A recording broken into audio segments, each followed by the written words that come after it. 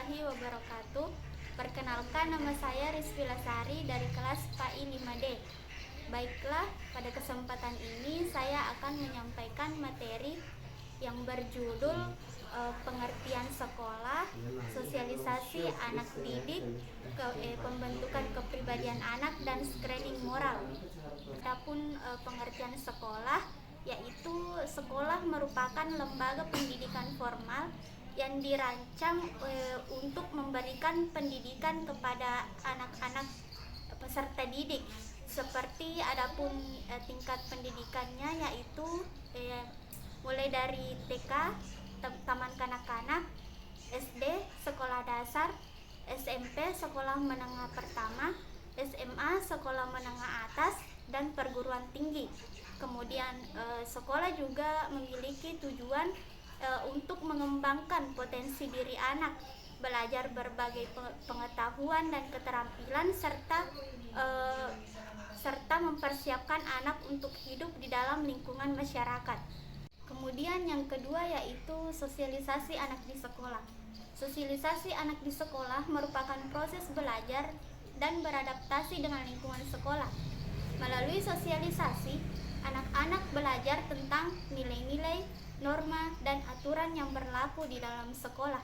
Kemudian, adapun proses sosialisasi anak di sekolah dibagi menjadi 2 tahap, yaitu tahap awal dan tahap lanjut.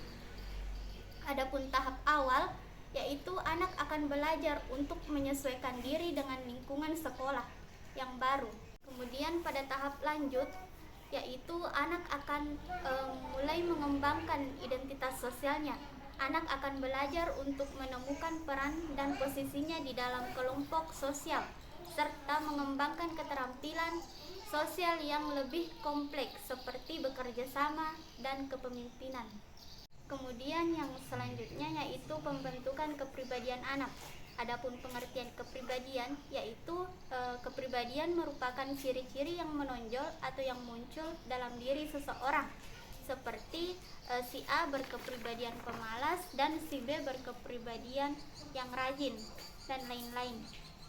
Kemudian adapun faktor yang mempengaruhi kepribadian seseorang dibagi menjadi 2, yaitu faktor internal dan faktor eksternal.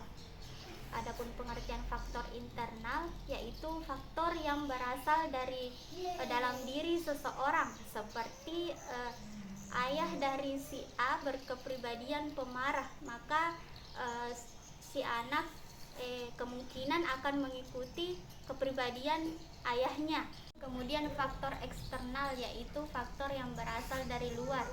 Misalnya si A berteman dengan si B yang berkepribadian rajin, maka lambat laun si A akan mengikuti kepribadian si B yaitu berkepribadian rajin. Kemudian selanjutnya yaitu screening moral. Screening moral merupakan proses penilaian terhadap moral seseorang. Proses ini dilakukan dengan cara seperti tes wawancara, tes psikolog, atau pengembangan perilaku.